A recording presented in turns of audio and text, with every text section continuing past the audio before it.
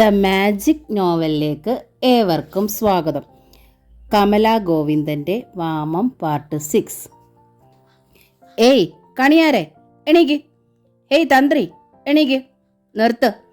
ഇവിടെ ഇത്രയൊക്കെ മതി ഫലം കിട്ടാൻ, ഇതിലധികമൊന്നും വേണ്ട, ഒക്കെ നിർത്ത്. എടാ എടാ നീ എന്താടാ പറയുന്നത്? ഭാരതി വെപ്രാളത്തോടെ ജയനെ പിടിച്ചു വലിച്ചു.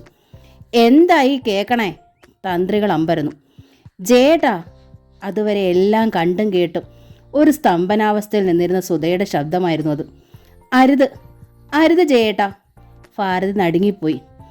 അവൾ മുഖം ഉയർത്തി. കണ്ടു ആളുകൾക്കിടയിൽ നിൽക്കുന്ന സുധ, എല്ലാം കണ്ട് ഭയന്നരണ്ട് നിൽക്കുന്ന അനുമോൾ, തുറിച്ച കണ്ണുകളുമായി നാരായണൻകുട്ടിയും പത്മാക്ഷിയും. ഓഹോ, എല്ലാരും കൂടി ഉശിരി കയറ്റി വിട്ടതാണിവനെ. അരുത് ജയേട്ടാ. സുധ ഒരടി കൂടി മുൻപോട്ട് വന്നു. നില്ലടി അവിടെ, ഈ പന്തലിലേക്ക് കയറരുത്. ഭാരതി ഉഗ്രമായി താക്കീത് ചെയ്തു. ജയൻ അതൊന്നും ശ്രദ്ധിച്ചില്ല. പരമേശ്വര കണിയാരെ പിടികൂടി. എടോ കണിയാരെ, ഇവിടെ ഹോമവും കൂടോത്ര ഒഴിപ്പിക്കലും ഒന്നും വേണ്ട, മനസ്സിലായോ? ആരുടെ എന്നെ ഒഴിപ്പിക്കാനാ താൻ ഇവിടെ വന്നത്? ആരാടോ ഇവിടെ കൂടോത്രം ചെയ്തിരിക്കുന്നത്? വയറ്റിപ്പിഴപ്പിന് വേണ്ടി ഇത്തരം തള്ളമാരുടെ മനസ്സിൽ വിഷം കുത്തിവെച്ച് പ്രകോപിപ്പിച്ചാലുണ്ടല്ലോ, തന്നെ ഞാൻ പോലീസിൽ കയറ്റും. മര്യാദയ്ക്ക് ഇവിടെ ഇറങ്ങിപ്പോടോ. ജയൻ അട്ടഹസിച്ചു. ജയേട്ടാ ഇങ്ങോട്ട് വരൂന്ന്. സുധയ്ക്ക് ആകെ ഭയമായി. എന്താണ് ഈ പറയുന്നതും കാട്ടുന്നതും ഒക്കെ? എന്തെങ്കിലുമൊക്കെ ചെയ്യട്ടെന്ന്. ഡി, ഓഹോ, കരുതിക്കൂട്ടി എല്ലാരും കൂടി തക്ക സമയത്ത് കെട്ടിയെടുത്തതല്ലേ മുടക്കാന്? ആരാടി അവിടെ വന്നിതൊക്കെ പറഞ്ഞു തന്നത്? നിന്റെ ദീനവും തളർച്ചയും മാറിയോടി? അത് മാറും മുമ്പേ നീ എന്നെ കൊല്ലിക്കാൻ വന്നതാണല്ലോ ഇല്ലയോ? ഭാരതി സുധയ്ക്ക് നേരെ ചീറി. ഇതെന്താ നാത്തൂനെ, ഞങ്ങളതൊന്നും അറിഞ്ഞുകൊണ്ടല്ല വന്നത്, പത്മാക്ഷി പറഞ്ഞു. മിണ്ടരുത്, മിണ്ടിപ്പോകരുത്. ഓ പോരി പറയാൻ ആരാ നിങ്ങളെ ക്ഷണിച്ചത്? ഭാരതി കലിതുള്ളി. അയ്യോടാ, സുധയും ജയനും അറിയാണ്ടായിരുന്നോ ഈ കോലാഹലമൊക്കെ ഭാരതി ചേച്ചി ചെയ്തത്? കൂടിയിരുന്ന ആളുകൾ മൂക്കത്ത് വിരൽ വെച്ചു. ഈ തള്ളയ്ക്ക് വട്ട. മറ്റൊരാൾ ശരിവെച്ചു. ജയന്റെ കൊച്ചു ചത്ത് പിറന്നതിന്റെ ദോഷം തീർക്കലാന്നാ തള്ള പറഞ്ഞത്. അവര് കള്ളം പറയുന്നതാ. കൊച്ചു ചത്തേന്റെ ദോഷം തീർക്കണമെങ്കിൽ ജയൻ അറിയാണ്ട് വരുമോ? അറിഞ്ഞാലും ഇങ്ങനെ ബഹളം വെക്കുമോ? ആ പെങ്കൊച്ച് ആശുപത്രിയിലായിട്ട് 10-15 ദിവസം കഴിഞ്ഞു. ഈ തള്ളയും മകൾ ഒന്ന് എത്തി നോക്കിയിട്ടില്ല. അപ്പോ എന്തൊരു മനക്കട്ടി. അവര് പെറ്റതല്ലെന്നല്ലേ ഉള്ളൂ. ആ പെണ്ണ് ഇവിടെ കിടന്ന് എന്തോരം പാടാ പെടുന്നത്. അവര് ഒന്നിനെ വളർത്തുന്നുണ്ടല്ലോ, അനുഭവിക്കാണ്ടിരിക്കുമോ? എന്താ ഇവിടെ, എന്താ ചർച്ച? പരസ്പരം പെറുവിറുക്കുന്ന അയൽക്കാരുടെ നേരെ ജയൻ തിരിഞ്ഞു. പോകി, ഇവിടെ കാഴ്ചയൊന്നുമില്ല, ഇവിടെ ആരും നിൽക്കണ്ട. ഇതാ ഇപ്പൊ കൂത്ത്. നമ്മൾ എന്ത് പിഴച്ചപ്പാ? അവർ പിറുപിറുപ്പോടെ പിൻവലിഞ്ഞു. തള്ളയും കെട്ടിയോളെയും ഒക്കെ നിലയ്ക്ക് നിർത്താൻ അറിയണം. കോന്തനായ ഇങ്ങനെ ഇരിക്കും. അതുകൂടി പറഞ്ഞിട്ടേ അവർ പിൻവാങ്ങിയുള്ളൂ. ജയേട്ടാ, എന്താണ് ഈ പറയുന്നതൊക്കെ? അവരൊക്കെ എന്ത് പിഴച്ചു? സുധ ചോദിച്ചു. മിണ്ടരുത്, ഒരൊറ്റ എണ്ണം മിണ്ടരുത്. ജയൻ അവളോടും തട്ടിക്കേറി. ഭാരതിയമ്മേ, ഇതെന്തോ പണിയാ? പരമേശ്വര കണിയാർ ഭാരതിയമ്മയുടെ നേർക്ക് തിരിഞ്ഞു. ഭാരതി പെട്ടെന്ന് കണിയാരുടെ അടുത്തേക്ക് ചെന്ന് അടക്കം പറഞ്ഞു. കണ്ടോ കണിയാരെ അവന്റെ പ്രകൃതം? എത്ര ശാന്തനായിരുന്നു. ചേത്തിന്റെ ശക്തി കണ്ടോ? അയൽക്കാരോട് കമാന്നൊരക്ഷരം മിണ്ടിയിട്ടുള്ളവനല്ല എൻ്റെ ചെറുക്കൻ. കണ്ടോ ദൃഷ്ടാന്തങ്ങള്? കണിയാര് വക വെക്കണ്ട, പെട്ടെന്ന് കാര്യം തീർത്തോ. ശരിയാ, ശക്തമായ പരീക്ഷണമാ. കണിയാര് പിന്താങ്ങി. വീണത് വിദ്യയാക്കി. ശൗര്യം കണ്ടോ? കൃത്യസമയത്ത് വന്നത് കണ്ടോ? ഇരിക്കപ്പുറത്ത് ഇല്ലാഞ്ഞിട്ടല്ലയോ? കൂടെ എത്തിയിരിക്കുന്നവരെ കണ്ടോ? അവരാ ഇത് ഒപ്പിച്ചത്. ഭാരതി സുധയുടെയും പത്മാക്ഷിയുടെയും നാരായണൻകുട്ടിയുടെയും നേർക്ക് കണ്ണുകാട്ടി. അനുവിനെ കൈലേന്തി നിന്ന രാജിക്ക് എന്തു പറയണം, എന്തു ചെയ്യണം എന്നറിയില്ലാതായി. അമ്മ ചെയ്യുന്നത് തെറ്റാണെന്നോ ശരിയാണെന്നോ അവൾക്ക് അഭിപ്രായമില്ല. പരമേശ്വര കണിയാർ തന്ത്രികളുടെ ചെവിയിൽ എന്തോ മന്ത്രിച്ചു. തന്ത്രികൾ വീണ്ടും ഇരുന്ന് ജപം തുടങ്ങി. ഇതിവിടെ നിർത്താൻ ഞാൻ പറഞ്ഞു കഴിഞ്ഞു. ജയൻ വീണ്ടും കണിയാരോടടുത്തു. ജയ, എന്തായാലും ഒരു കർമ്മമല്ലേ, നല്ലതോ ചീത്തയോ ആകട്ടെ, തുടങ്ങിയത് പൂർത്തിയാക്കട്ടെ. നാരായണൻകുട്ടി ഇടപെട്ടു. താൻ തന്റെ പണി നോക്കണോ? ഭാരതി പാഞ്ഞെടുത്തു. എന്റെ വീട്ടിലെ കാര്യം തീർക്കാൻ ഒരുത്തന്റെ ഒത്താശ വേണ്ട. അയ്യടാ, പൂർത്തിയാക്കിക്കൊള്ളാൻ. നാരായണൻകുട്ടി അടിയേറ്റതുപോലെയായി. സുധ ദയനീയമായി അച്ഛനെ നോക്കി. അവളുടെ കണ്ണുകൾ നിറഞ്ഞു. എടാ ജയ, പന്തലിന്നിറങ്ങടാ. ഭാരതി ജയന്റെ അടുത്തേക്ക് നീങ്ങി. അമ്മേ, ഞാൻ മര്യാദയ്ക്ക് പറയുകയാണ്, ഇപ്പോൾ ഈ നിമിഷം ഇത് നിർത്തണം, അല്ലെങ്കിൽ ഞാൻ നിർത്തിക്കും. എന്നാലൊന്ന് കാണട്ടടാ, അണ്ടിയോ മാങ്ങയോ മൂത്തോ ഒന്ന് കാണട്ടടാ. അമ്മ നിർത്തുന്നോ ഇല്ലയോ? ഇല്ലടാ. ജയന് ഭ്രാന്തളകിയതുപോലെയായിരുന്നു. നാരായണൻകുട്ടി തടഞ്ഞു. പത്മാക്ഷി സുധയും തടഞ്ഞു. അവൻ നിന്നില്ല. വിളക്കും പീഠങ്ങളും ഒക്കെ എടുത്തവൻ എറിഞ്ഞു. എള്ളും പൂവും വാരി വിതറി. കോഴികളെ ചുഴറ്റി എറിഞ്ഞു. അയ്യോ, എൻ്റെ ചെറുക്കന് ഭ്രാന്ത് പിടിച്ചേ, ഓടി വരണേ, ഭാരതി ഉച്ചത്തിൽ നിലവിളിച്ചു. 2 കൈയും കൂട്ടി നെഞ്ചിനിടിച്ചു. പന്തലിൽ വീണുകിടന്നുരുണ്ടു. തന്ത്രികളും കണിയാരും ധൃതിയിൽ ഗേറ്റ് കടന്ന് പാഞ്ഞു. ജയൻ ഉരുളിയിലെ ചോരവെള്ളം അപ്പാടെ ഹോമകുണ്ടത്തിലേക്ക് ഒഴിച്ചു. ആളിക്കത്തിയിരുന്ന തീ അണഞ്ഞു. പൊട്ടിത്തെറിയും പുകയും കൊണ്ട് പന്തൽ നിറഞ്ഞു. എല്ലാവരും ചുമച്ചു. കണ്ണിലും മൂക്കിലും പുകയായി. ജയനും ചുമച്ചു. എന്നിട്ടും ആ പന്തലിലുള്ളതെല്ലാം ചിതറി തെറിപ്പിച്ചിട്ടേ അവൻ അടങ്ങിയുള്ളൂ. പുകയുന്ന ഹോമകുണ്ടം, ചിതറിക്കിടക്കുന്ന വിളക്കുകളും പാത്രങ്ങളും, അവക്കിടയിൽ പൂക്കൾ, മാഞ്ഞുപോയ ആൾരൂപം, ചവിട്ടി ഓടിക്കപ്പെട്ട പന്തൽ, ഒരു യുദ്ധം നടന്നതിൻ്റെ പ്രതീതി മുറ്റത്ത്. വഴിക്കപ്പുറത്ത് എല്ലാം കണ്ട് അപ്പോഴും പിരിഞ്ഞു പോകാതെ അയൽക്കാർ. ജയൻ ചെയ്തത് ഒട്ടും ശരിയായില്ലെന്നും വളരെ ശരിയായെന്നും അവർ തമ്മിൽ വാദമുണ്ടായി. ഒരു സ്തംഭനാവസ്ഥയിലാണ് സുധയും നാരായണൻകുട്ടിയും പത്മാക്ഷിയും. ആൾരൂപം വരച്ചതിൽ വീണ് ഉരുണ്ടതിനാൽ ഭാരതിയുടെ ദേഹത്തും തലയിൽ ഈറൻ വസ്ത്രങ്ങളിലും നിറയെ വർണ്ണ പൊടികളായി.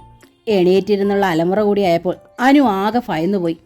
ആൻറ്റി, എനിക്ക് പേടിയാ, അവൾ ഉറക്കെ കരഞ്ഞു. ജയൻ അകത്തേക്ക് പാഞ്ഞുപോയി. അങ്ങനെ ഒരു രംഗം ഒട്ടും പ്രതീക്ഷിച്ചില്ല പത്മാക്ഷിയും നാരായണൻകുട്ടിയും വന്നത്. ഇനിയിപ്പോൾ എന്തു ചെയ്യണമെന്നറിയാൻ വയ്യാത്തൊരവസ്ഥയിലായി. തള്ളയുടെ പ്രകൃതം കണ്ടിട്ട് സുധയെ ഒരു നിമിഷം പോലും ഇവിടെ നിർത്താൻ പത്മാക്ഷിക്ക് മനസ്സില്ല. നാരായണൻകുട്ടിക്ക് ഒട്ടുമില്ല. മനുഷ്യരെ പച്ചയ്ക്ക് തിന്നുകളയുമെന്ന ഭാവത്തിലാണ് ആ ഇരിപ്പ്. തെല്ലിട കഴിഞ്ഞപ്പോൾ നാരായണൻകുട്ടിക്ക് ചിരിക്കാൻ തോന്നി. അത്രയ്ക്ക് വിചിത്രമായിരുന്നു ഒടിഞ്ഞ പന്തലിനിടയിലുള്ള ഭാരതിയുടെ ഇരിപ്പ്. കറുപ്പ്, പച്ച, മഞ്ഞ, ചുമപ്പ്, വെള്ള, അങ്ങനെ പല പൊടികൾ പല സ്ഥലത്തായി ദേഹത്തും, മുണ്ടിന്മേലും പുറത്തും. ഇതെല്ലാം കൂടി കലർന്ന മറ്റൊരു നിറം, ബഫൂണിൻ്റെ വേഷം. ഒരു തൊപ്പിയുടെ കുറവേ ഉള്ളൂ. നാരായണൻകുട്ടി ഓർത്തോർത്ത് മന്ദഹസിച്ചു. സത്യം. പക്ഷേ ഭാരതിയുടെ സൂക്ഷ്മ നയനങ്ങൾ അത് കണ്ടുപിടിച്ചു. അവർ ചാടി എണീറ്റു. എടോ, താൻ എന്നാ ഇത്ര ഇളിക്കാൻ? ഒക്കെ പറഞ്ഞു ധരിപ്പിച്ച് എൻ്റെ മോനെ വശത്താക്കിയിട്ട് ഭാരതി കൈ ചൂണ്ടി അടുത്ത് ചെന്നു. പെങ്ങളെ, ആ വേഷവും ഇരിപ്പും കണ്ടപ്പോൾ ചിരിച്ചെന്നേ ഉള്ളൂ. നാരായണൻകുട്ടി പരിങ്ങല്ലായി. വേഷത്തിനെന്നോ പറ്റി? ഞാനെന്താ തുണിയില്ലാതിരിക്കുവാണോ? ഏതാണ്ട് അതുപോലെ തന്നെ, ഒരു നാണം കേട്ട വേഷം തന്നെ ഇതും. നാരായണൻകുട്ടി വിട്ടില്ല. അയാൾക്കും ദേഷ്യം വന്നു. നിങ്ങളുടെ എന്നാ പിടിച്ചു പറിച്ചുകൊണ്ട് പോവാനാ ഞങ്ങൾ കൂടോത്രം ചെയ്യുന്നത്? അതിനിവിടെ എന്നാ ഇരുന്നട്ടാ? ദേ മനുഷ്യനെ എന്നെ കൊണ്ടെന്ന് പറയിപ്പിക്കണ്ട. എന്നാ പിടിച്ചു പറിക്കാനാണെന്ന്. എന്നെ ദൈവത്തെ പോലെ കരുതിയിരുന്നവനാ എൻ്റെ മോന. അവനെ അങ്ങ് പിടിച്ചെടുത്ത്. ഇനി പിന്നെ എന്നാ വേണം? കമാന്നൊരക്ഷരം മിണ്ടിയിരുന്നില്ല അവൻ എന്നോട്. ഇപ്പോൾ അവൻ്റെ തലതിരിഞ്ഞ പ്രകൃതം കണ്ടോ? ഇപ്പോൾ അവൻ മനുഷ്യനായി. നാരായണൻകുട്ടിക്ക് പറയാതിരിക്കാൻ കഴിഞ്ഞില്ല. അപ്പോൾ ഞാൻ മൃഗമാണോ? സംശയം എന്താ? അച്ഛാ, സുധ ഭീതിയോടെ വിളിച്ചു. ദേഷ്യം വന്നാൽ അച്ഛനെ പിടിച്ചു കെട്ടാനാവില്ലെന്ന് സുധയ്ക്ക് നല്ലവണ്ണം അറിയാം. അവൾ അച്ഛൻ്റെ അടുത്തേക്ക് ചെന്നു. അച്ഛാ, മിണ്ടല്ലേ, അപേക്ഷയായിരുന്നു. മോളെ, ദാണ്ടെ കാറ് പോയിട്ടില്ല, നമുക്ക് പോകാം. ഇവിടെ നിന്നാ ഈ തള്ള നിന്നെ കടിച്ചു കീറി തിന്നും, നാരായണൻകുട്ടി തീർത്ത് പറഞ്ഞു. കേട്ടു നിന്ന രാജിയുടെ കണ്ണുകൾ കത്തിയെരിയുന്നത് സുധ കണ്ടു. അച്ഛാ, മിണ്ടല്ലേ, അവൾ യാചിച്ചു. അമ്മേ, അച്ഛനെയും കൂട്ടി പോയിക്കോ. ഇവിടെ നിന്നാലും വഴക്കാകും. നാട്ടുകാർ പിരിഞ്ഞു പോയിട്ടില്ല. അടുത്ത കളി കാണാൻ നിൽക്കുക. അപ്പോൾ നീയോ? നീ വരുന്നില്ലേ മോളെ? ഇല്ല. സുധയുടെ മുഖം കുനിഞ്ഞു. മോളെ, നിന്റെ വിശ്രമം തീർന്നിട്ടില്ല, മരുന്ന് തീർന്നിട്ടില്ല. കുറച്ച് അരിഷ്ടവും ലേഹ്യവും ഒക്കെ കഴിക്കണം, തേച്ച് കുളിക്കണം. അതൊക്കെ പത്മാക്ഷി ഉത്കണ്ഠപ്പെട്ടു. അതൊക്കെ നടക്കും. ജയേട്ടൻ മരുന്നൊക്കെ വാങ്ങിത്തരും. പിന്നെ ആകാവുന്ന ചെറിയ പണികൾ ചെയ്യാമല്ലോ. ജയൻ എന്ത് പറയുന്നെന്ന് നോക്കാം. നാരായണൻകുട്ടി വരാന്തയിലേക്ക് കയറി.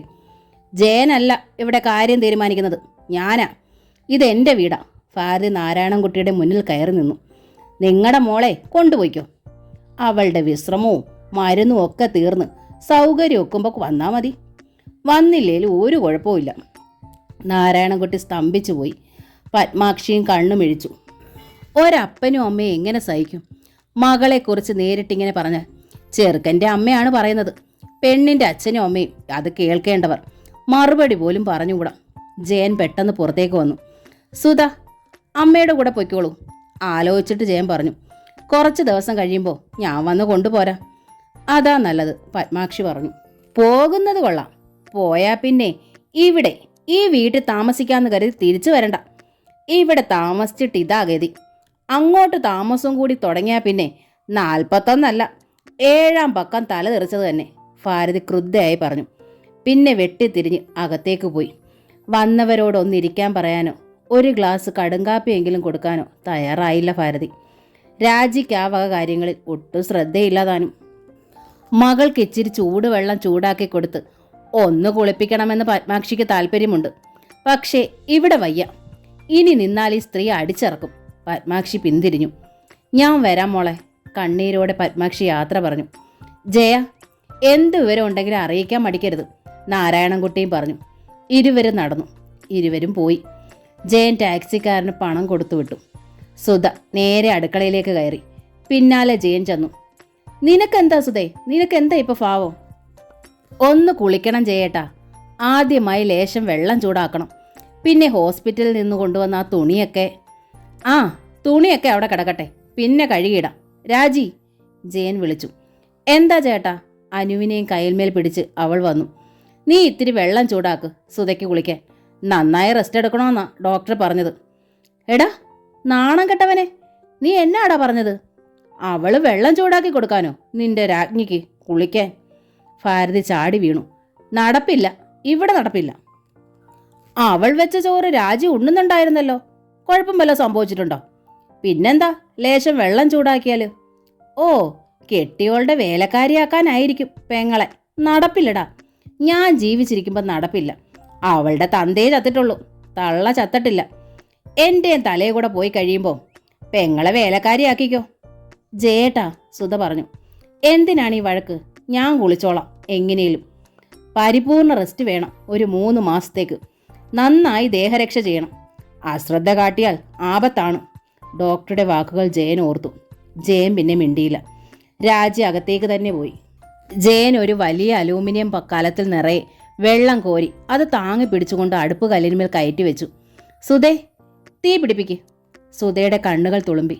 അവൾ ചൂട്ടും കൊതുമ്പും വെച്ച് തീ പിടിപ്പിച്ചു. പിന്നെ വിറക് വെച്ചു. സുധ ശ്രദ്ധിച്ചു. അടുക്കളയിൽ ഒന്നും പാകപ്പെടുത്തിയിട്ടില്ല. രാവിലെ കപ്പയുണ്ടാക്കി കഴിച്ചപടി പാത്രങ്ങൾ പോലും കിടക്കുന്നു. ഉച്ചയ്ക്കത്തേക്ക് വെച്ചുണ്ടാക്കണം. അവൾ ശ്രദ്ധിച്ചു. അരിപ്പെട്ടിയുടെ പൂട്ട് തല്ലിപ്പറിച്ചത് ശരിയാക്കിയിരിക്കുന്നു. പുതിയ പൂട്ടും വെച്ചിരിക്കുന്നു. വെള്ളം ചൂടായപ്പോൾ ജയൻ തന്നെ ആ വെള്ളം കുളിമുറിയിൽ എടുത്തു വെച്ചു. നാണം കെട്ടവൻ. പ്രായമായ തള്ളയ്ക്കിത്തിരി വെള്ളം ചൂടാക്കി തരാൻ അവന് കഴിഞ്ഞിട്ടില്ല. ഭാരതി നീട്ടിത്തുപ്പി. ജയൻ ഒന്ന് നോക്കി. നോക്കണ്ട, തേച്ച് കുളിപ്പിച്ചു കൊടു. ജയൻ മിണ്ടിയില്ല. കുളിച്ചു വന്ന പാടെ സുധ കഞ്ഞിക്ക് വെള്ളമിട്ടു. ജയൻ അത് കണ്ടു. പക്ഷേ അരി എടുക്കാനോ കഴുകിയിടാനോ ഒന്നും അവനറിയില്ല. തീ കത്തിക്കാനും അറിയില്ല. പിന്നെന്ത് ചെയ്യും? അമ്മയോ രാജിയോ ഒന്ന് സഹായിച്ചു കൊടുക്കില്ല. അതൊന്ന് ആവശ്യപ്പെടാനും വയ്യ. രാജി തൻ്റെ അനിയത്തിയാണ്, 7-8 വയസ്സിന് ഇളയവൾ. പക്ഷേ അവളെ ഒന്ന് ശാസിക്കാൻ അമ്മ ഒരിക്കലും സമ്മതിച്ചിട്ടില്ല. സുധ വരുന്നതിന് മുൻപ് പോലും. അവൾ കൊച്ചല്ലേ എന്ന് പറഞ്ഞ് അമ്മ തന്നെ ശാസിക്കും. താനടങ്ങും. ഇപ്പോൾ എല്ലാം തനിക്ക് വിനയായി. സുധയുടെ അമ്മ ഇവിടെ നിൽക്കുമായിരുന്നു കുറച്ച് ദിവസത്തേക്ക്. പക്ഷേ പറ്റുമോ? അമ്മ ഈറ്റപ്പുലിയാകും. സുധ പോകുന്നതായിരുന്നു നല്ലത്. പക്ഷേ സുധ പോയില്ല. ചോറും അതിനൊരു തക്കാളി രസവും പരിപ്പ് തോരനും അവൾ തന്നെ ഉണ്ടാക്കേണ്ടതായി വന്നു. വിളമ്പി കൊടുക്കുകയും ചെയ്തു. ഭാരതി മാത്രം കഴിച്ചില്ല. സുധ വിളിച്ചിട്ടും വന്നില്ല. മിണ്ടരുത്, നീ എന്നോട് മിണ്ടണ്ട. നിന്റെ കൊച്ചിനെ കൊന്നവളല്ലേ ഞാൻ, മിണ്ടണ്ട. ജയൻ അവളെ കണ്ണടച്ചു കാട്ടി. പിന്നെ പറഞ്ഞു, ആകാവുന്നത് പോലൊക്കെ ചെയ്യുക, വയ്യാത്തതൊന്നും ചെയ്യണ്ട. തുണി നനയ്ക്കുന്നതൊക്കെ പിന്നെ മതി, കേട്ടല്ലോ. അവൾ തലയാട്ടി. ഭാരതി വൈകിട്ടും കഞ്ഞി കുടിച്ചില്ല. കിടക്കുമ്പോൾ സുധ ജയനോട് പരാതി പറഞ്ഞു. ഞാനതൊക്കെ തട്ടിപ്പാർപ്പിച്ചതിൻ്റെ കലിപ്പ. വിശക്കുമ്പോൾ കഴിച്ചോളും, ജയൻ പറഞ്ഞു.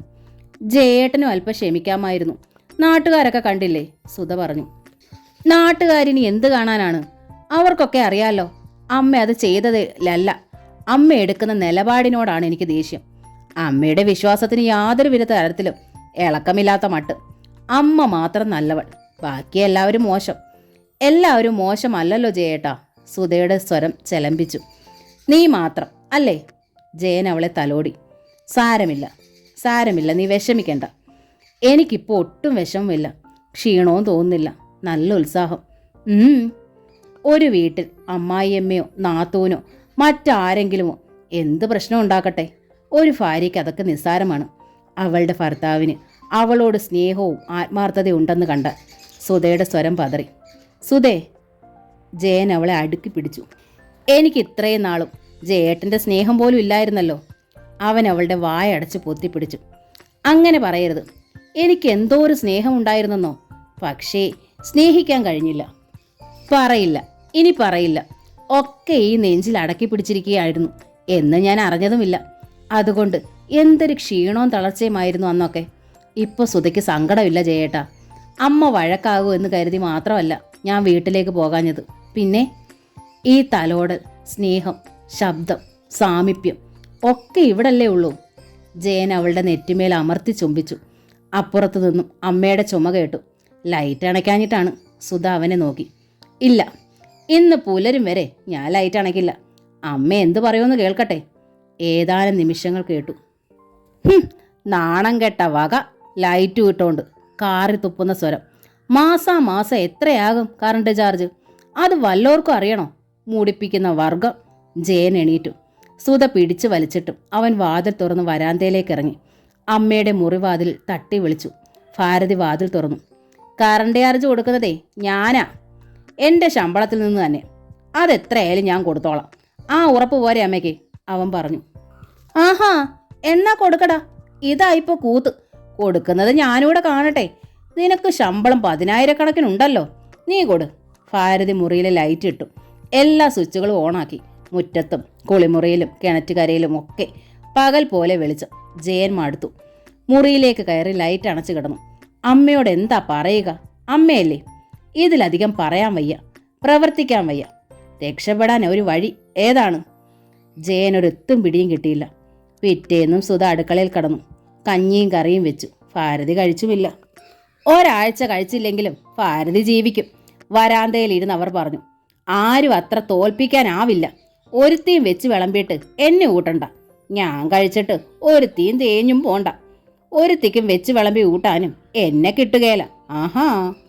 അന്ന് വൈകിട്ട് ജയം വന്നപ്പോൾ സുധയ്ക്ക് വേണ്ടുന്ന മരുന്നുകളും ടോണിക്കും കുഴമ്പും ഒക്കെ വാങ്ങിക്കൊണ്ടുവന്നു. പതിവ് പോലെ അവൻ്റെ വരവ് നോക്കി വരാന്തയിലിരുന്ന അമ്മയുടെ കയ്യിൽ കൊടുക്കാതെ പൊതിക്കെട്ടുകൾ ജയൻ അടുക്കള വാതിക്കലെത്തി സുധയുടെ കയ്യിൽ കൊടുത്തു. അമ്മയുടെ കത്തുന്ന കണ്ണുകൾ സുധ കണ്ടു. ജയൻ്റെ കയ്യിൽ മറ്റൊരു പൊതി കൂടി ഉണ്ടായിരുന്നു, ഇത്തിരി വലുത്. അതുമായി അവൻ അടുക്കളയിലുള്ളിലേക്ക് കടന്നപ്പോൾ ഭാരതിക്ക് അവിടെ ഇരിക്കാൻ വയ്യാതായി. അവർ പാഞ്ഞു വന്ന് നോക്കി. ഒരു സ്റ്റൗ. ജയൻ മണ്ണെണ്ണ ഒഴിച്ച് പ്രവർത്തിപ്പിച്ച് കാട്ടി. കുറച്ച് ദിവസത്തേക്ക് അടുപ്പിൽ തീ കത്തിക്കണ്ട. വിറക് വെക്കാനും ഊതാനും ഒക്കെ ഇപ്പൊ ബുദ്ധിമുട്ടല്ലേ. കുറച്ച് കഴിഞ്ഞിട്ട് മതി അതൊക്കെ, അവൻ പറഞ്ഞു. സുധയ്ക്ക് സന്തോഷമായി. എത്ര എളുപ്പം, തീ ഊതണ്ട. ഇതൊരാവശ്യമായിരുന്നു. ഇപ്പോൾ സുഭദ്ര ചേച്ചിക്കുണ്ട് സ്റ്റൗ. കാണുമ്പോൾ ആഗ്രഹിച്ചിട്ടുമുണ്ട്. ഇപ്പോൾ പറയാതെ ജയേട്ടൻ വാങ്ങിയല്ലോ. സുധയ്ക്ക് രാജ്യം പിടിച്ചടക്കിയ സന്തോഷം. പിറ്റേന്ന് ജയം പോയി കഴിഞ്ഞപ്പോൾ സുധ ഒരു കലത്തിൽ വെള്ളവുമായി കഞ്ഞി വെക്കാൻ അടുക്കളയിലെത്തി. സ്റ്റൗ ഇല്ല. സ്റ്റൗ എവിടെ പോയി? ആരെടുത്തു? സുധ വല്ലാതെ അമ്പരന്നു. അടുക്കള മുഴുവൻ വരിച്ചു തപ്പി. അപ്പോൾ മണ്ണെണ്ണയുടെ മണം അടുത്ത മുറിയിൽ നിന്നും. അയ്യോ, എന്താണിത്? സുധ ധൃതിയിൽ അങ്ങോട്ട് ചെന്നു. അമ്മയുടെ മുറിയിൽ കത്തുന്ന സ്റ്റൗ.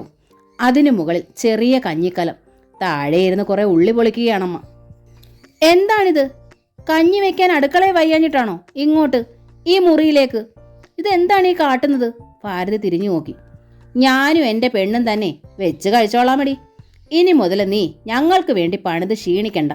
നീയും നിന്റെ കെട്ടിയോനും കൂടി ഒറ്റയ്ക്ക് വെച്ച് വിളമ്പി തിന്ന് സുഖിച്ചോടി. വെള്ളിടി വെട്ടിയ ഭാവമായിരുന്നു സുധയ്ക്ക്. ഈ വീട്ടിൽ 2 അടുക്കള, 2 കഞ്ഞിക്കലം. എൻ്റെ ഈശ്വര. സുധ വല്ലാതെ തളർന്നുപോയി. 4 അംഗങ്ങൾ. അവർക്ക് വേണ്ടി 2 വെക്കുക. 2 വിളമ്പ്, 2 ഊണ്. വയ്യ, സുധയ്ക്ക് വയ്യ. ഓർക്കാൻ തന്നെ വയ്യ. അവൾക്ക് അടുക്കളയിൽ കടക്കാൻ കഴിഞ്ഞില്ല. കഞ്ഞി വെക്കാൻ കഴിഞ്ഞില്ല. വെച്ച് കാലമാക്കുന്നതിനോ വിളമ്പുന്നതിനോ ഒരു ബുദ്ധിമുട്ടും താൻ പറഞ്ഞിട്ടില്ല. ജോലി ഒരു ബുദ്ധിമുട്ടേ ആയി തോന്നിയിട്ടില്ല. ഇത്തിരി സ്നേഹം, അംഗീകാരം, അത് കൊതിച്ചുപോയി എന്നേ ഉള്ളൂ.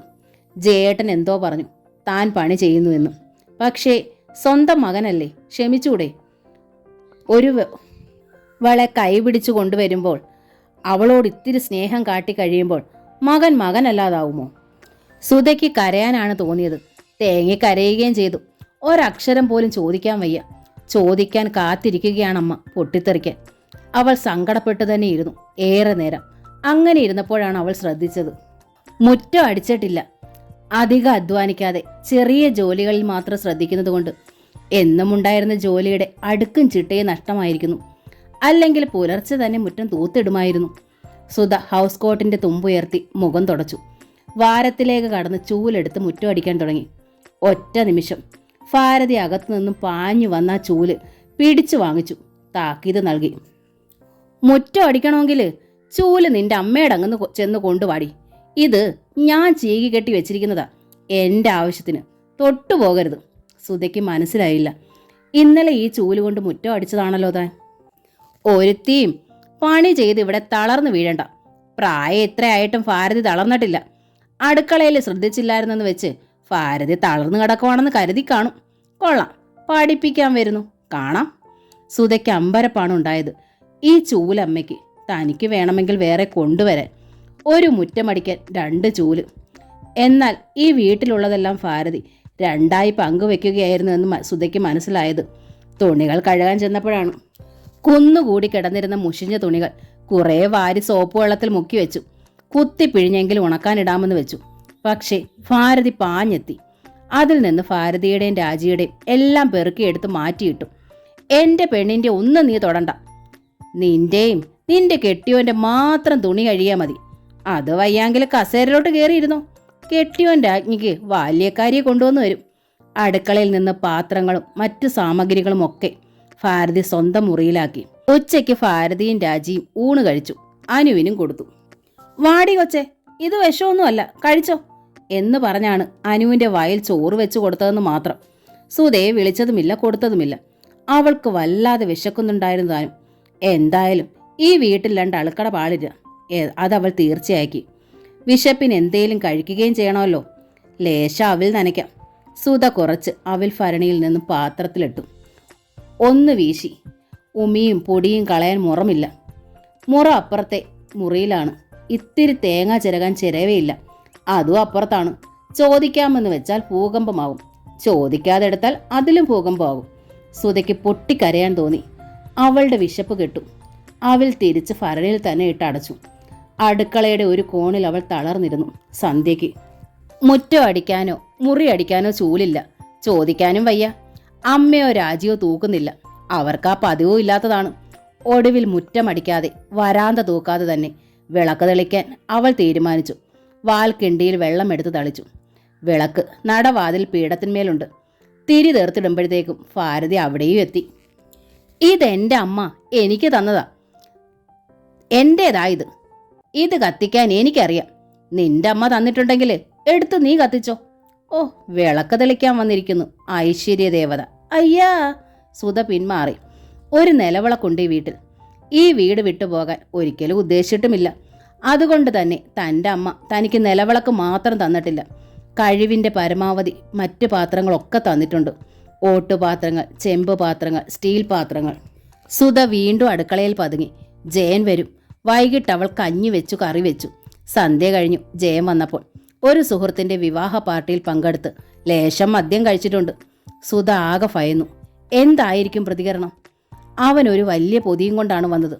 ഒരിക്കൽ പൊറോട്ട ഇറച്ചിയും താനും സുധയും കൂടി കഴിച്ചപ്പോൾ അമ്മ ബഹളം വെച്ചു. ഇന്ന് പാർട്ടിയിൽ നിന്ന് ഇറങ്ങിയപ്പോൾ ജയൻ അക്കാരി ഓർത്തു. ഉടനെ വാങ്ങണമെന്ന് തോന്നി. എല്ലാവർക്കും കഴിക്കാനുള്ള അത്ര വാങ്ങി. അതുമായിട്ടെത്തി. അതവൻ അമ്മയുടെ കയ്യിൽ തന്നെ കൊടുക്കാനാണ് തീരുമാനിച്ചത്. പക്ഷേ പതിവ് പോലെ വരാന്തയിൽ അമ്മയെ കണ്ടില്ല. ജയൻ അടുക്കളയിലേക്ക് എത്തി നോക്കി. മൂലയിൽ ചടഞ്ഞിരുന്ന സുധ പിടഞ്ഞെണീറ്റു. മുഖം കുനിച്ചു നിന്നു. ജയൻ അമ്പരന്നു. അടുക്കളയ്ക്ക് വല്ലാത്ത മാറ്റം. അവൻ ശ്രദ്ധിച്ചു. അടുക്കളയിൽ പതിവായി കാണുന്ന ഒന്നുമില്ല. പാത്രങ്ങൾ, ഉപകരണങ്ങൾ എവിടെ പോയി? സ്റ്റൗവും കാണുന്നില്ല. കാണുന്നത് കുറേ ചെമ്പ് പാത്രങ്ങൾ, ഓട്ടുപാത്രങ്ങൾ, സ്റ്റീൽ പാത്രങ്ങൾ, 1-2 അലൂമിനിയം പാത്രങ്ങൾ. അതൊക്കെ സുധയുടെ അമ്മ കൊണ്ടുവന്നിട്ടുള്ളതാണെന്ന് ജയൻ ഓർത്തു. എന്തോ പന്തികേട് തോന്നി. പെട്ടെന്ന് കേട്ടു പിന്നിൽ വിളി. എടാ ജയ! ജയൻ പിന്തിരിഞ്ഞു. പൊതി അമ്മയ്ക്ക് വെച്ച് നീട്ടി. എന്തോ നാടാ? എല്ലാവർക്കും കൂടി കൊണ്ടുവന്നതാണ്. അമ്മ വിളമ്പ്, അവൻ പറഞ്ഞു. വേണ്ട അമ്മേ, നീ അങ്ങനെ സൂചിപ്പിക്കണ്ട. നിന്റെ കെട്ടിയോടെ കൈ കൊടുക്ക്, അവൾ തിന്നട്ടെ. നീയും തിന്ന്. ഞങ്ങൾക്ക് വേണ്ട. അവൾക്കല്ലേ അസുഖവും തളർച്ചയും. ഭാരതിക്ക് തളർച്ചയില്ലടാ. ഭാരതിക്ക് ഇപ്പം നല്ല ആരോഗ്യമാ. ജയന് കാര്യം മനസ്സിലായി. ഉടക്കണമല്ലോ എന്ന് വിചാരിച്ച് മനസ്സിൽ കരുതിയതേ ഉള്ളൂ. ഉള്ളിൽ കിടന്നിരുന്ന തെല്ല് മദ്യം അവനിൽ ശൗര്യം കുത്തി നിറച്ചു. അതുകൊണ്ട് അവൻ ചോദിച്ചു, ഇത് വേണോ അമ്മയ്ക്ക്? നീ അവളെ തീറ്റിക്കാൻ കൊണ്ടുവന്നേല്ലേ, പിന്നെ ഈ പിത്തലാട്ടം എന്തിനാടാ? ജയന് ദേഷ്യം വന്നു. കയ്യിലിരുന്ന പൊതി മുറ്റത്തെ കാഞ്ഞൊരേറ് പൊറോട്ട ഇറച്ചിക്കറികളും മണ്ണിൽ ചിതറിത്തെറിച്ചു. ആ പോട്ടെ, നീ വലിയ ശമ്പളക്കാരനല്ലയോ, കാശൊക്കെ 10,000 കണക്കിനല്ലയോ കിട്ടുന്നത്. പോകട്ടെ, ആർക്കാ പാട്? ഭാരതി നിസ്സാരമായി പറഞ്ഞു. ഒരു കാര്യം പറയാനാ ഞാൻ വിളിച്ചത്. ദേ, ഈ ലിസ്റ്റ് പ്രകാരമുള്ള സാധനങ്ങൾ വേറെ വാങ്ങണം. നാളെ 1-ാം തീയതി അല്ലയോ, അതുകൊണ്ടാ പറഞ്ഞത്. അവൻ ലിസ്റ്റ് വാങ്ങി. അരി മുതൽ ഉപ്പ് വരെയുള്ള സാധനങ്ങൾ വേറെ വാങ്ങണമെന്ന് പറഞ്ഞ എന്താ? ജയന് മനസ്സിലായില്ല. ഞാനും എൻ്റെ പെണ്ണും വേറെയാ ഇന്നു മുതൽ. നിങ്ങൾക്കുള്ളത് നിന്റെ കെട്ടിയോള് ലിസ്റ്റ് തരും, ഭാരതി പറഞ്ഞു. വേറെയാണെന്നോ എന്ന് പറഞ്ഞ? നിന്റെ കെട്ടിയോള് പണിതുണ്ടാക്കുന്ന ഒന്നും എനിക്കിനി വേണ്ട. നിനക്ക് വലിയ ബുദ്ധിമുട്ടല്ലയോ അവളെ കൊണ്ട് വെച്ച് വിളമ്പി തരുന്നതിന്? അവൾക്കും വിഷമം കാണും. ആരും വിഷമിക്കേണ്ട, ഞാൻ പരിഹാരം ഉണ്ടാക്കി. എനിക്ക് വെച്ച് വിളമ്പി നിന്റെ കെട്ടിയോളെ ഊട്ടാനും പറ്റത്തില്ല. അങ്ങനെ അവളുടെ ബാല്യക്കാരി ആവാനും വയ്യ. അതുകൊണ്ട് നിങ്ങൾക്കുള്ളത് നിങ്ങൾ വെച്ചോ, എനിക്കും പെണ്ണിനും ഉള്ളത് ഞാൻ ഉണ്ടാക്കിക്കോളാം. അമ്മ തമാശ പറയുകയാണോ? ജയൻ അന്താളിച്ചു. തമാശ പറഞ്ഞ് രസിക്കാൻ അമ്മയെ നീ സപ്രമഞ്ചക്കട്ടിലിരുത്തി ആട്ടുമല്ലയോ? മിന്നൽ പോലൊരു ഓർമ്മ ജയനുണ്ടായി. അടുക്കളയിൽ കാണാതായ സാധന സാമഗ്രികൾ, സ്റ്റൗ മുതൽ. അതും അമ്മയുടെ ഈ സംസാരവുമായി എന്തോ ബന്ധമുണ്ട് തീർച്ച. ജയൻ പാഞ്ഞു ചെന്നു അമ്മയുടെ മുറിവാതിക്കലേക്ക്. അവൻ കണ്ടു അടുക്കളയിൽ ഇല്ലാതിരുന്ന എല്ലാ സാധന സാമഗ്രികളും മുറിയിലുണ്ട് എന്ന്. ചൂല് മുതൽ ചെരവ വരെ. സ്റ്റൗ കത്തുന്നു. എന്തോ അതിന്മേലിരുന്ന് തിളയ്ക്കുന്നു. ഈ സ്റ്റൗ ആണോ അമ്മയ്ക്ക് വേറെ കഞ്ഞി വെക്കാനുള്ള പ്രചോദനം? സുധയ്ക്ക് വയ്യാത്തതിന് താൻ വാങ്ങിയ സ്റ്റൗ അമ്മ വേറെ പാർക്കാൻ ഉപാധിയാക്കി. ജയൻ സ്വയം മറന്നുപോയ നിമിഷം. മുറിക്കുള്ളിലേക്ക് അവൻ പാഞ്ഞു കയറി. സ്റ്റൗവിൻ്റെ പുറത്തിരുന്ന് തിളയ്ക്കുന്ന സാധനം എന്തെന്ന് നോക്കിയില്ല. കറിയായിരിക്കും. അതോടെ അവൻ സ്റ്റൗ പൊക്കിയെടുത്തു. എടാ എടാ ജയ, അതവിടെ വെക്കടാ. ഭാരതി ഓടി വന്നു. പക്ഷേ ജയന് കലിയായിരുന്നു, ഭ്രാന്തായിരുന്നു. അവൻ ആ സ്റ്റൗ അപ്പാടെ മുറ്റത്തേക്ക് നീട്ടിയെറിഞ്ഞു. അതിൻ്റെ പുറത്തിരുന്ന ചട്ടി പൊട്ടി. കറി തൂവിച്ചെതറി. സ്റ്റൗവിൻ്റെ അടപ്പ് തെറിച്ചിട്ടാവാം മണ്ണെണ്ണ പുറത്ത് വീണ് പടർന്നു കത്തി. ആ മുറിക്കുള്ളിൽ നിന്നും എടുത്തെറിയാവുന്നതെല്ലാം ജയൻ എടുത്തെറിഞ്ഞു. എന്നിട്ടും കലി തീരുന്നില്ല. മുറ്റത്തിരുന്ന കോടാലി അവൻ പൊക്കിയെടുത്തു. കത്തിക്കൊണ്ടിരുന്ന ആ സ്റ്റൗ അവൻ വെട്ടിക്കീറിക്കളഞ്ഞു. 5-8 കഷ്ണമായി അത് മുറ്റത്ത് കിടന്ന് കത്തി. ബഹളം കേട്ട് പലരും എത്തി നോക്കി. ആരും അങ്ങോട്ട് വന്നില്ല. തന്നെ കാലാക്കി ഇത്തിരി അന്നം കഴിക്കാമെന്ന് വെച്ചപ്പോൾ അത് സമ്മതിക്കില്ലല്ലോ എൻ്റെ ഭഗവതി, ഭാരതി നിലവിളിച്ചു. എനിക്ക് ഇച്ചിരി ചോറ് കിട്ടാൻ ഇനി ഞാൻ എന്നാ ചെയ്യുന്നേ? ഭാരതി നിലവിളിക്കുക തന്നെ ചെയ്തു. ഇവിടെ ആരും ഒന്നും കഴിക്കണ്ട. ഇവിടെ ഒരു ലിസ്റ്റും വേണ്ട. സാധനവും മേടിക്കുന്നില്ല. മേടിച്ചാലല്ലേ വെക്കാനും വിളമ്പാനും കഴിയാനും വിഷമം. മേടിക്കണ്ടെന്ന് വെക്കാം. നാളെ മുതൽ എല്ലാവരും ഒരുങ്ങിക്കോ. 3 നേരം ഹോട്ടലിൽ നിന്ന് കഴിക്കാം. അത് മതി, ജയൻ പറഞ്ഞു. അമ്മേ, ഞാൻ ഒരുപാട് ക്ഷമിച്ചു. ഒരുപാട്. ഒരമ്മ ചെയ്യാവുന്ന പണിയാണോ അമ്മ ഈ ചെയ്തത്? ഞാൻ എന്നാ പറഞ്ഞിട്ടാ? സുധ എന്താ പറഞ്ഞിട്ടാ അമ്മ 2 അടുക്കളയാക്കിയത്? 2 കലത്തിൽ കഞ്ഞി വെച്ചത്? അമ്മ ഈ കുടുംബം നശിപ്പിക്കാൻ പോവുകയാണോ? അതേടാ, ഞാൻ നശിപ്പിക്കുക. ഞാനാടാ എല്ലാം നശിപ്പിക്കുന്നോളൂ. പിന്നെ ഈ ചെയ്തത് എന്താ? ആകെ 4 പേരുണ്ട് ഈ വീട്ടിൽ. 2ആയിട്ട് വെക്കുന്നു. അമ്മയും രാജിയും 1. അമ്മയുടെ മകനല്ലേ ഞാൻ. എന്നെ മാത്രമെന്താ വേർതിരിച്ചത്? അമ്മ എന്തിന് എന്നെ കൊണ്ട് വിവാഹം ചെയ്യിച്ചു? അത് പറയ്. ഒരു പെണ്ണ് ഇവിടെ വരുമെന്ന് അമ്മ കരുതിയില്ലായിരുന്നോ? അതോ നിർബന്ധിച്ചാലും ഞാൻ കല്യാണം കഴിക്കുകയില്ലെന്ന് അമ്മ കരുതിയോ? നീ എൻ്റെ ശത്രുമാകുമെന്ന് ഞാൻ അന്ന് കരുതിയില്ലടാ, ഭാരതി കരഞ്ഞുകൊണ്ട് പറഞ്ഞു. നീ കെട്ടിയോൾക്ക് മേടിച്ച സ്റ്റൗ ഞാൻ എടുത്തതിനല്ലയോ നീ അത് വെട്ടിക്കീറി കളഞ്ഞത്? വേണ്ടടാ. ഭാരതി ജീവിച്ചതും കഞ്ഞി വെച്ച് കുടിച്ചതും സ്റ്റൗ കൊണ്ടല്ലടാ. മുറ്റത്ത് 3 അടുപ്പ് കല്ല് ഞാൻ വെച്ച് ഞാൻ കഞ്ഞി വെച്ച് കുടിക്കുമടാ. എന്നെ നീ തോൽപ്പിച്ചെന്ന് കരുതണ്ട. വേണ്ട, അമ്മ മുറ്റത്ത് അടുപ്പ് കല്ല് കൂട്ടണ്ട. ഞാൻ ഈ അടുക്കള ഒഴിവാക്കി തരാം. അമ്മ അടുക്കളയെ തന്നെ വെച്ച് കുടിച്ചോ. ഇനി അമ്മയ്ക്ക് വേണ്ടി ചെയ്യാൻ കഴിയുന്ന ഏറ്റവും വലിയ ഉപകാരം അതാണ്. നേരം വെളുത്തോട്ടെ, അടുക്കള ഞാൻ ഒഴിവാക്കി തരാം. പോരെ? ജയൻ വീറോടെ തന്നെ നിന്നു. എന്താടാ നീ പറഞ്ഞത്? ഭാരതി എടുത്തു ചോദിച്ചു. അതമ്മ അറിയണ്ട. ജയൻ മുറിക്കുള്ളിലേക്ക് പോയി ഡ്രസ്സ് പോലും മാറ്റാതെ കിടന്നു. സുധ സത്യമായും ഭയന്നു പോയിരുന്നു.